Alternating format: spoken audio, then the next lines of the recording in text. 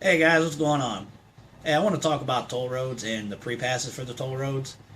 Now, I'm not going to talk about all of them because the majority of the states have toll roads and pre-passes for those toll roads. So I'm not going to talk about all those. I'm only going to make mention of a couple of them. And one of them is the one I currently use. That's Ohio Easy Pass. Now, I thought Ohio Easy Pass had the largest coverage. So that's why I went with that one. But come to find out recently that the North Carolina Quick Pass covers the majority. The Quick Pass covers every one that an Easy Pass does, but it also covers two additional states, which is Florida and Kentucky.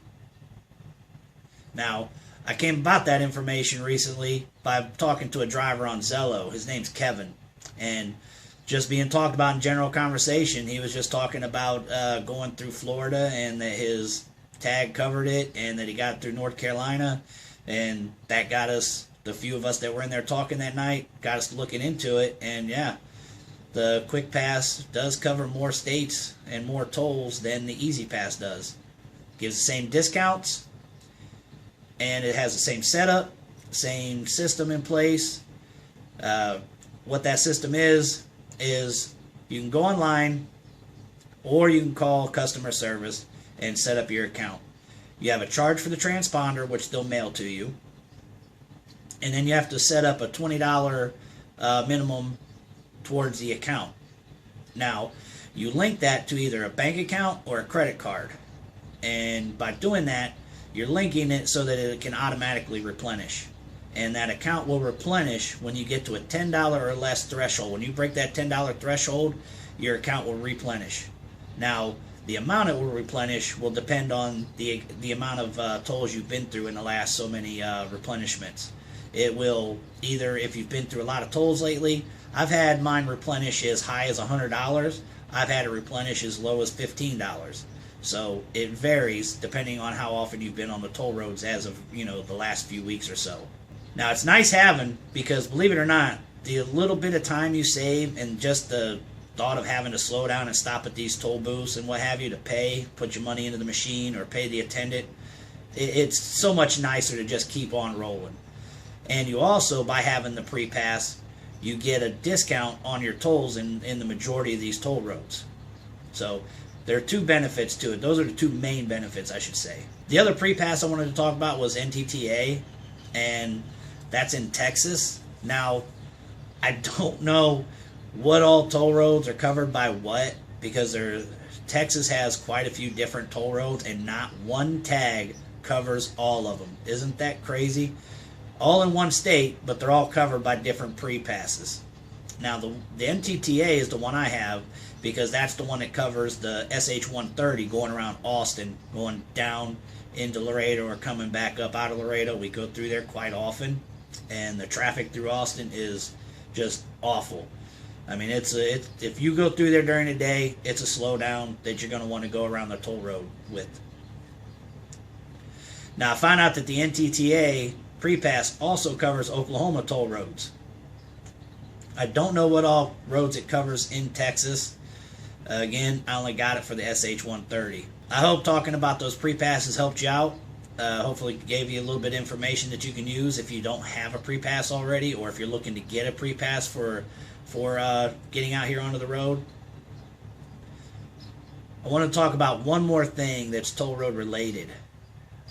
I had an issue with my account, my EasyPass account. It was linked up with a credit card that the expiration date had expired, and I got a new credit card. Now, that affected my account being able to replenish. I didn't know that I had that on that card, so that was my mistake. I'm sure I got notices in the mail about it, or possibly an email that I ignored, just thinking it was just another spam email from the EasyPass website. But regardless, my account went dry, and I continued to drive. Now, it was through the Illinois toll roads that this was going on. Now, the Illinois toll roads are different from, say, if you're passing through PA or Indiana or Ohio or West Virginia, because those ones that I just mentioned, when you're going through the Easy Pass, when you have to go through the booth, it will tell you, it will give you a green light or red light. I mean, some of them have a little barrier that won't even allow you to go through there, which is how I found out my account was messed up. I had went through Ohio after going through Illinois, and the little arm didn't want to come up, and I was expecting it to, and I went right through that thing. Now, those things are breakaway arms. You don't bust them or anything, so just to give you an FYI on that one. Anyhow, yeah, come to find out that my account was empty. Got it taken care of, took care of my tolls that were due. That was no big deal. Now, I did receive from Illinois. With Illinois, there's no notification that your Easy Pass isn't working because it's just an overhead scanner. There's no kind of lights letting you know, hey, your shit is empty, or hey, you know, you need to check this out. So anyhow, I received a notice of violation in the mail from Illinois. Totaled like $300+. That was including a $20 charge for every toll I went through without having any money, and it was like a processing fee and the toll fee. Now, I immediately paid the tolls that were outstanding, which equaled up to about $30. No big deal.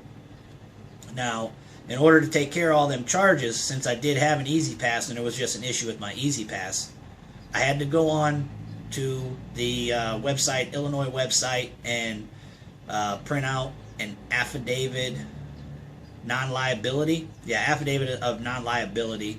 I had to fill that out. I also had to call Easy Pass, Ohio Easy Pass, and get them to give me a customer report. I think it's a customer account report is what it's called. Now, once I filled that out, got that paperwork printed off, mailed it in, and they squashed all the remaining charges outside of the actual toll charges. Yeah, I just wanted to give you my experience with that, with having that issue, in case anybody else ever has that issue or comes across that problem. You know what to do. Hopefully this video has helped you in the least bit. If it helped just one person, the video is worth it. If anybody has any information that could be helpful as far as the toll pass you use, or anything that could help another driver out there on the roads with the tolls, that's you know, maybe discounts or anything like that, please leave it in the comments section. Let me know what toll pre-pass you use and which toll roads you frequent the most, please. Jump on the Zello channel, Transportation Life. That's a walkie-talkie app, man. We'd love to have you guys on there.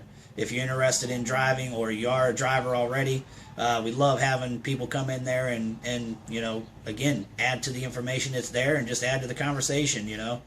Also, check us out on Facebook at Transportation Life. That's a group that's got, you know, it's transportation industry. The majority of us are expediters in a van, but we do have straight truck drivers. We have a few big truck drivers.